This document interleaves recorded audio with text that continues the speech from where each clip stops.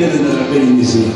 vorrei la vostra attenzione anche su un'altra persona che stasera ha dato colore alla mia voce, è Antonio De Santi, signore. E perché sono innamorato, perché forse sono nato,